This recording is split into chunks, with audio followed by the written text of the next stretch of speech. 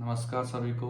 मेरा नाम सावन Kumar. Last 2 videos में मैंने वर्थलेसनेस के बारे में बताया था कि आदमी को जब बेकार फील होना शुरू हो जाता है तो उसके कारण क्या हैं, ठीक है, और पेरेंट्स का क्या रोल रहता है। आज मैं बताऊंगा कि वर्थलेसनेस माइंड में या वर्थलेसनेस ब्रेन में या जो बंदा बेकार फील करता है उसके दिमाग में चलता क्या रहता है।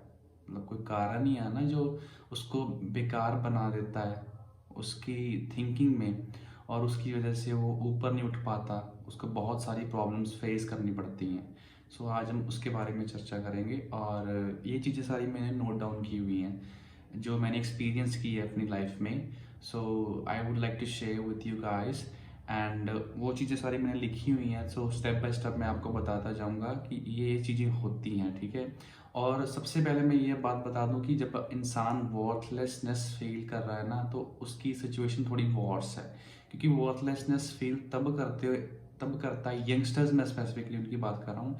यंगस्टर जब वर्थलेसनेस फील करते हैं ना तो उसके पीछे एक कारण यही कारण होते हैं कि वो बहुत सारी चीज़ें करके थक चुके होते हैं और उनको सक्सेस मिलती नहीं है, उनको मल्टीपल फेलियर्स मिलते हैं, जिसकी वजह से वो मतलब वर्थलेसनेस फील करना शुरू कर देता है, क्योंकि वो कंट्रीब्यूट नहीं कर पाता सोसाइटी में और उसको रिकॉग्निशन मिलती नहीं है समाज में। इवन दो पेरेंट्स भी उसका रोल जो है ज़्यादा समझते नहीं है, तो इसकी वजह से वो वर्थलेसनेस फील करना शुरू कर देता है। अब हम बात करते हैं कि वर्थलेसनेस दिमाग में चलता क्या है। पहले इसके बारे में बात करते हैं, ठीक है।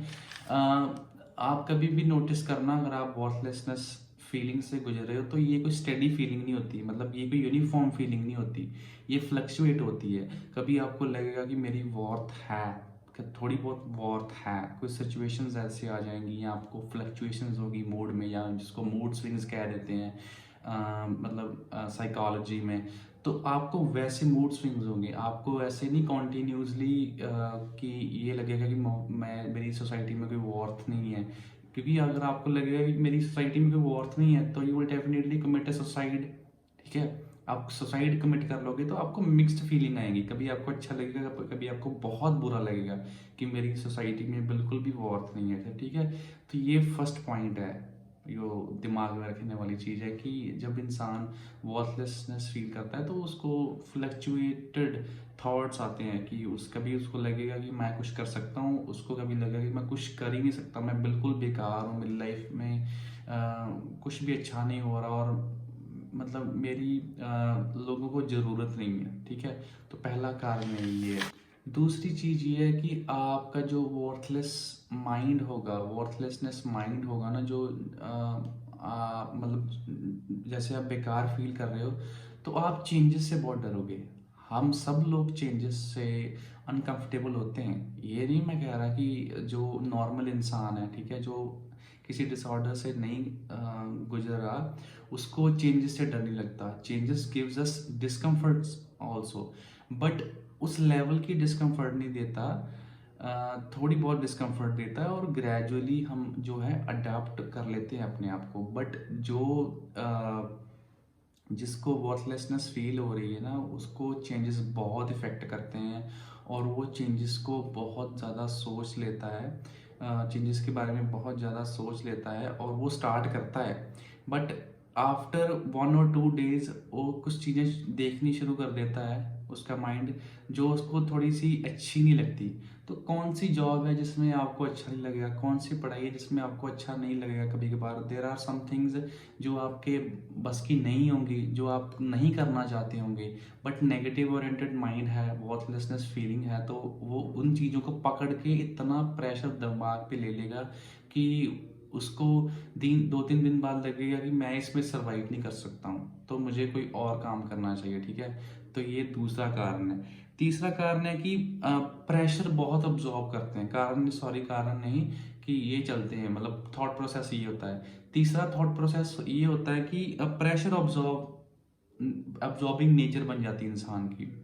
जैसे फॉर एग्जांपल मैंने जॉब स्टार्ट की है और मेरे साथ पूरी टीम है जिन्होंने फ्रेशली ज्वाइन किया है, बट वहाँ पर कुछ चैलेंजेस हो गए ना। कई लाइफ में चैलेंजेस तो होते ही हैं, जॉब में ले लो चाहे अपनी पढ़ाई में ले लो। तो उन चैलेंजेस को पर्टिकुलरली आप सोचते ही रहो, और उसका प्रेशर जो है, आप इमेंसिव अमाउंट ऑफ प्रेशर जो ऑब्जॉर्व करो, आपकी नेचर बन जाती है कि आप एक्स्ट्रा प्रेशर ऑब्जॉर्व करते हो, और वो प्रेशर आपको रेस्टलेसनेस देता है, और आप उनको सही तरह से डील नहीं करते हो ऑन द गिवन टाइम। तो तब आपको जो है वर्थलेसनेस फील होती है, क्योंकि आप उसको सोचते हो कि मुझे उसे क्विट कर देना चाहिए। तो इसकी वजह से वर्थलेसनेस फीलिंग बनी रहती है, क्योंकि आपको लगता है कि मैं तो इस जॉब में भी सर्वाइव नहीं कर पाऊंगा या नहीं कर पा रहा हूँ, तो इसकी वजह से भी आपको वर्थलेसनेस फील होती है।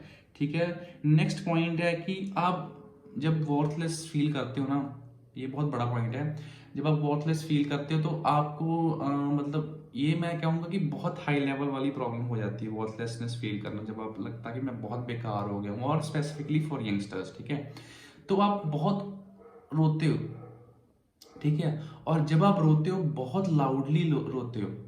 बहुत लाउडली रोने का कारण क्या होता है कि आप ना अपने लाउडली रोने से मैसेज कन्वे करते हो विद योर वेल विशर्स कि मैं बहुत ज़्यादा पेन में हूँ। आप बताना चाहते हो लोगों को कि मैं बहुत ज़्यादा पेन में हूँ। तो ये आप आम तौर पे करते हो, और मैं कहूँ जितना आप ऊंचा रोते हो ना, उतना आपका मोरल और गिरता है। सो कोशिश करना कि अगर आप वर्थलेसनेस फीलिंग में हो, तो अगर आप रोते हो तो ठीक है, बट इतना भी ऊंचा मत रहो कि मतलब आपको लगे कि आपके माइंड को ये सिग्नल जाए कि मैं तो बेबस हूँ। बेबस मतलब होपलेसनेस हूँ मैं, मेरे में होप कोई बची नहीं है। ठीक है। तो ये भी एक बहुत बड़ा कारण है कि हम वर्थलेस फील करते हैं, क्योंकि मतलब हम जब रोते हैं तो बहुत ऊंचा रोते हैं, ठीक है, बहुत लाउडली रोते हैं, ये हमारी नेचर होती है। उसके बाद क्राई, जब हम रोते हैं तो रोने में हमें मज़ा भी बहुत आता है, मतलब पिटी फील करवाने में मज़ा आता है कि मैं बेचारा हूँ, मतलब मैं ही समाज में इफेक्टेड हूँ सबसे ज़्यादा, मेरी बुरी हालत है। तो आप रो के थोड़ा टेम्परेरी रिलीफ मिलता है 3-4 घंटे का, तो इसकी वजह से आप रोते हो। सो ये भी एक पॉइंट है। ठीक है। सो आप लेस करेजियस हो जाते हो, मतलब आप में करेज नहीं रहती, करेज आप में करेज नहीं रहती स्टार्ट करने की। ठीक है। कुछ करने की लाइफ में करेज नहीं रहती, आपको लगता है कि करूँगा, अभी नहीं करूँगा, अभी नहीं करूँगा, आप डिले करना शुरू कर देते हो चीज़ों को, इवन दो कि आपको सुसाइडल थॉट्स भी आते हैं। ठीक है। कभी कभार सिचुएशन ऐसी वॉर्स हो जाती है कि आपको सुसाइडल थॉट्स आते हैं, तो आप अपने आप को डेडलाइन देनी शुरू कर देते हो कि अगर ये मेरे से चीज़ ना हुई तो फिर मैं सुसाइड कर लूँगा, अगर ये मेरे से ना हुआ तो मैं सुसाइड कर लूँगा। तो ऐसे विचार भी दिमाग में चलते हैं वो, तो इनसे केयरफुल रहिए। ठीक है। नेक्स्ट पॉइंट है कि जब वर्थलेसनेस माइंड वाले इंसान को जब न्यू अपॉर्चुनिटी मिलती है, सपोज आपको कोई 12-15 हज़ार रुपये की जॉब ऑफर कर रहा है, क्योंकि आप तो बट आप उस जॉब में 1-2 दिन गए हो। ठीक है। तो आपका दिमाग पता क्या करता है, आपको नर्वस कर देता है, क्योंकि नेगेटिव ओरिएंटेड माइंड है। ठीक है। तो वो आपको नर्वस कर देगा, और नर्वस करने के बाद वो ये नहीं कहता कि बैठ जा, कुछ मत कर, वो आपको फर्दर एक प्लान भी दे देगा, जो प्लान आपको लगेगा कि हाँ इसकी फिजिकल एग्जिस्टेंस है, बट ये है कि वो प्लान सिर्फ वहाँ तक ही सीमित है जहाँ तक आपने जॉब छोड़नी है। जब आपने जॉब छोड़ दी तो उस प्लान को एग्जीक्यूट करने में भी आपको दिक्कत होगी, तो फिर आपकी करेज चली जाएगी। तो ये भी एक कारण है, वो मतलब ये भी एक सिम्टम है वर्थलेसनेस माइंड का। बस उसको एक्सक्यूज चाहिए जॉब छोड़ने का, और एक्सक्यूज के बाद उसको सर्टेन रीजन चाहिए कि मतलब इस वजह से मैं जॉब छोड़ रहा हूँ, क्योंकि मैं इसको अब मैं इसमें स्विच कर रहा हूँ। तो वो स्विच ऑन करता रहता है, चीज़ों में करता रहता है बार बार, क्योंकि उसका माइंड जो है नेगेटिव ओरिएंटेड बन जाता है, और चीज़ें उसके बिल्कुल कंट्रोल में नहीं रहती। ठीक है। नेक्स्ट पॉइंट है कि आप अपने आप को कमरे में बंद कर लेते हो।